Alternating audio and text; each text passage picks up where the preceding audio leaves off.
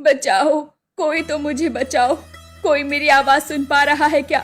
मैं इस गड्ढे में फंसी हूँ। अरे, ये आवाज तो यहीं कहीं आसपास से आ रही है। लगता है कोई मुसीबत में है। भास्कर अब इधर उधर अपनी नजरें दौड़ाने लगता है।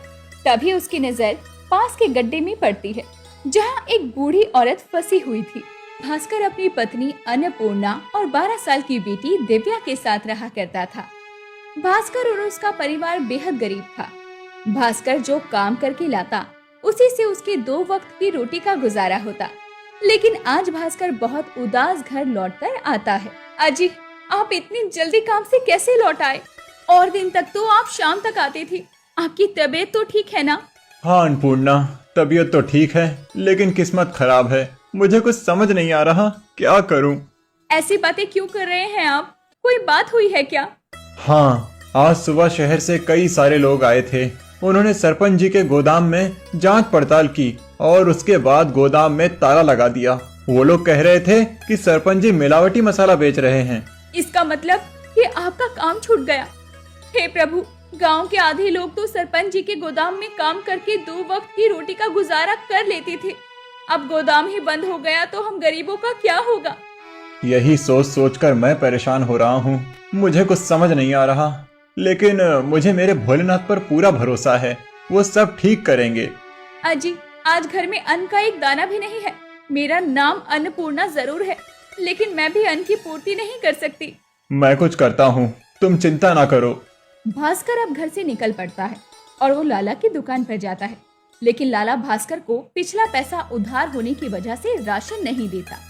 अब वो इधर उधर भटकता है, लेकिन उसके हाथ कुछ नहीं लगता और फिर से भास्कर उदास होकर घर आता है।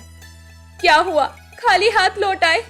कोई बात नहीं, मैं अभी झुमरी काकी से चावल और आटा लेकर आई हूँ। आज का इंतजाम हो जाएगा, कल के बारे में कल सोचेंगे।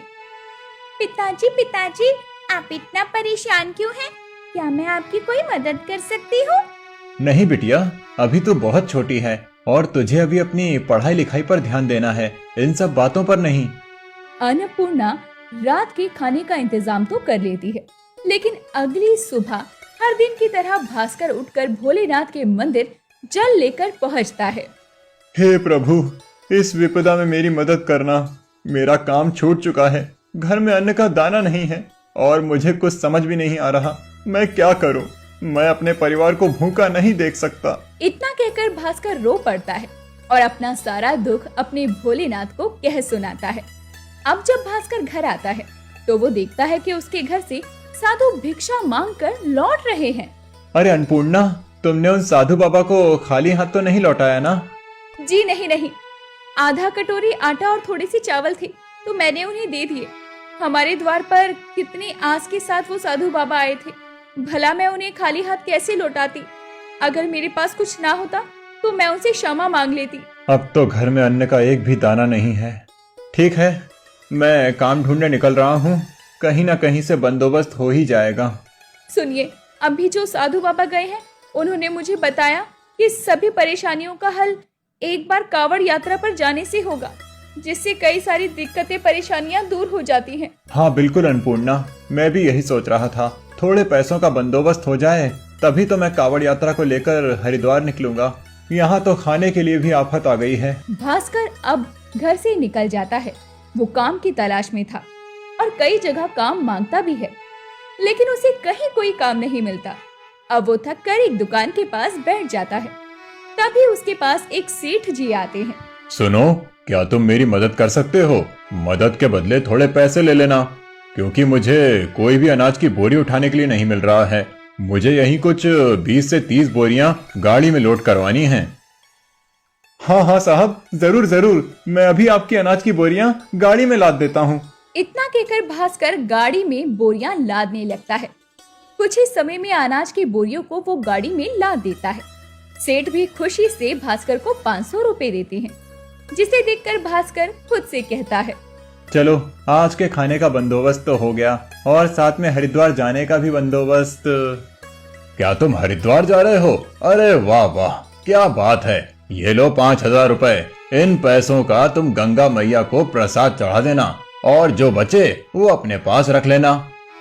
भास्कर अब उन पैसों को लेकर घर आता है और उनमें से कुछ पैसे भास्कर अपनी पत्नी को देता है और कुछ पैसे निकाल कर अब वो निकल पड़ता है अपनी यात्रा के लिए।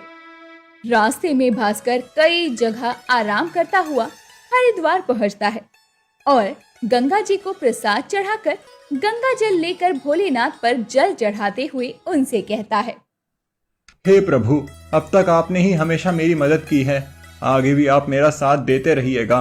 आज मैं यहाँ बस आपकी वजह से आया हूँ, वरना कल तो मैंने सोचा भी नहीं था कि मैं आपको जल चढ़ाने इतनी दूर आ पाऊंगा। अपने इस गरीब कांवड़िया भक्त के हाथों से जल स्वीकार करें प्रभु, जल स्वीकार करें। अब भास्कर जल चढ़ाकर घर की तरफ लौट रहा होता है। वो थका हुआ था और एक पेड़ के नीचे अपनी कावड़ टहनी पर टांग कर बैठ जाता है। तभी उसके कानों में एक आवाज आती है, बचाओ, कोई तो मुझे बचाओ, कोई मेरी आवाज सुन पा रहा है क्या? मैं इस गड्ढे में फंसी हूँ। अरे, ये आवाज तो यहीं कहीं आसपास से आ रही है, लगता है कोई मुसीबत में है। भास्कर अब इधर उधर अपनी नजरें दौड़ाने लगता है। तभी उसकी नजर पास के गड्ढे में पड़ती है, जहाँ एक बूढ़ी औरत फंसी हुई थी। अरे अम्मा, इतनी सुनसान जगह पर आप क्या कर रही हैं? पहले आप इस गड्ढे से बाहर आइए। बेटा, तुम्हारा बहुत बहुत शुक्रिया जो तुमने मेरी मदद की। कब से मैं इस गड्ढे में फंसी हुई हूँ। मैं तो इस जंगल से लकड़ियाँ लेने गई थी और गड्ढे में गिर गई। कोई बात नहीं, बताइए आपका घर कहाँ है? मैं आपको आपके घर तक पहुँचा देता हूँ। मेरा कोई ठिकाना नहीं है, मेरा कोई घर बार नहीं। मैं जहाँ ठहर जाऊँ वही मेरा घर और ठिकाना हो जाता है।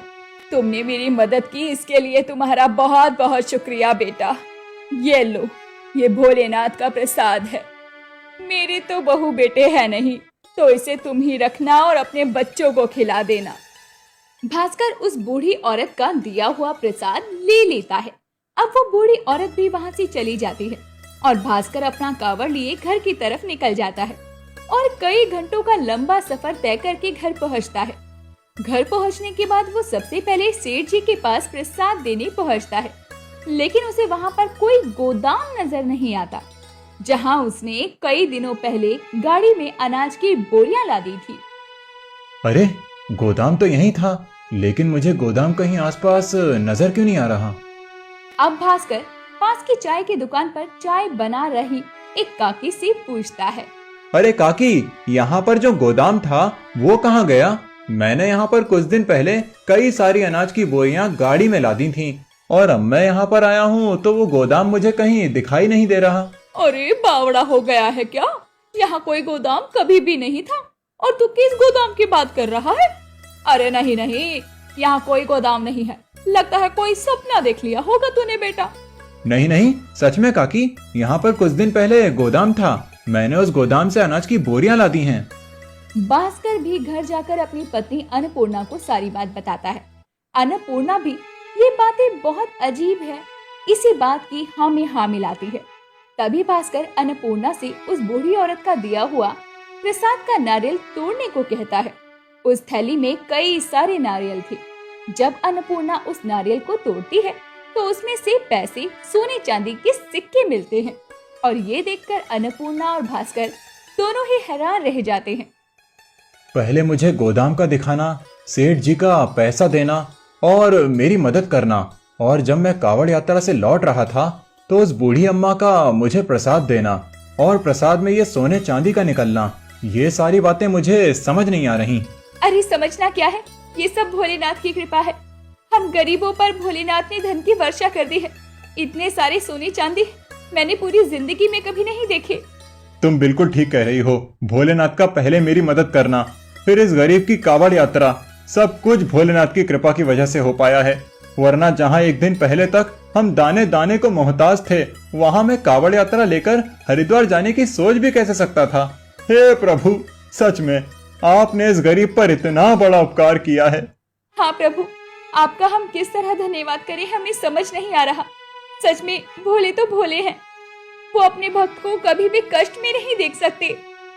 गरीब भास्कर की कावड़ यात्रा वो कभी नहीं भूल पाता।